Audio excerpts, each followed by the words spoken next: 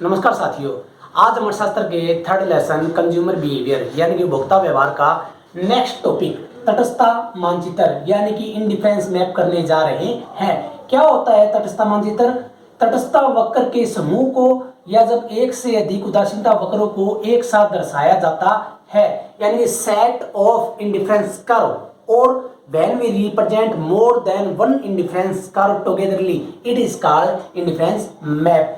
अब उदाहरण के तौर पर रेखा चित्र में देखें, यदि हमने एक को दर्शाया तो ये हमारा IC1 यानी कि ये उदासीनता वक्र बनता है। लेकिन जब हम एक से अधिक IC2 IC3 दर्शाते हैं तो ये हमारा तटस्थता मानचित्र बन जाता है। नेक्स्ट क्वेश्चन हम करते हैं तटस्थता वक्र की विशेषताएं यानी कि प्रॉपर्टी ऑफ इंडिफरेंस कर्व। तटस्थता वक्र में क्या क्या विशेषताएं होती है? पहली विशेषता ऋणात्मक ढलान यानी कि इसका ढलान ऊपर से नीचे गिरता हुआ होता है। तटस्थता वक्र का ढलान ऊपर से नीचे गिरता हुआ होता है। इसका मतलब ये होता है यदि हम एक वस्तु का उपभोग ज़्यादा कर रहे हैं तो दूसरी का उपभोग हमें कम करना पड़ेगा। If you want to increase the consumption of one commodity then we have to sacrifice in the other commodity। Second है इसका झुकाव मूल बिंदु की तरफ उन्नतोत्तर होता है। It is convex to the origin point. इसका मतलब ये हुआ कि इसमें प्रतिस्थापन जो दर होती है ना वो घटना शुरू हो जाती है। जैसा कि हमने पिछली वीडियो में किया भी था कि यदि हम एक वस्तु का उपभोग बढ़ाते हैं और दूसरी का घटाते हैं तब उससे मिलने वाली जो संतुष्टि है ना उसका स्तर कम होता चला जाता है। थर्ड है दो तटस्थता वक्र एक दूसरे को काटते नहीं। Two indifference curve never cut each other. मान लो ये मान लेते हैं ये हमारा है IC A और ये है हमारा IC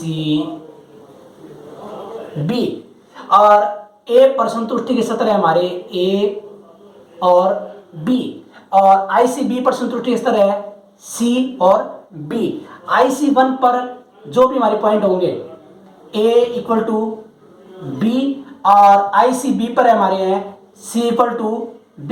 इन दोनों से ये निकल कर आता है कि B से B कैंसिल और A equal to C।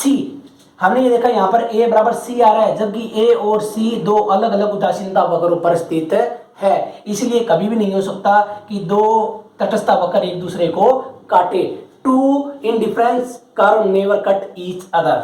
Next ऊंचे तटस्थता वक्र ऊंचे संतुष्टि स्तर को दर्शाते हैं। High indifference curve represent the higher satisfaction level. It means यदि हम IC1 से IC2 पर जाते हैं तो हमारी संतुष्टि का स्तर बढ़ता चला जाएगा।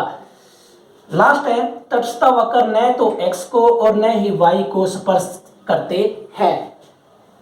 Indifference curve never touch the y axis और x एक्सिस। इसका मतलब ये हुआ यदि ये स्पर्श कर जाते हैं तो हम केवल एक ही वस्तु का प्रयोग कर रहे हैं। अगर यहाँ पर टच करता है तो इसका मतलब हम केवल y वस्तु का प्रयोग कर रहे हैं, x की यहाँ पर 0 मात्रा है। और यदि ये यहाँ पर टच करता है तो इसका मतलब ये है कि हम y की मात्रा 0 प्रयोग कर रहे हैं और x की हम मात्रा इतनी मात्रा यूज कर रहे हैं। इसीलिए तटस्थता वक्र कभी भी x और y को स्पर्श नहीं करते। दोस्तों इस प्रकार आपने देखा कि हमने तटस्थता वक्र की 5 महत्वपूर्ण विशेषताएं की है जो कि इस लेसन का महत्वपूर्ण क्वेश्चन भी है। साथियों आपको ये वीडियो कैसी लगी? अगर आपको पसंद आए तो आप इसे लाइक शेयर और मेरे YouTube channel Manoj Kumar economics को सब्सक्राइब करना न भूलें। धन्यवाद।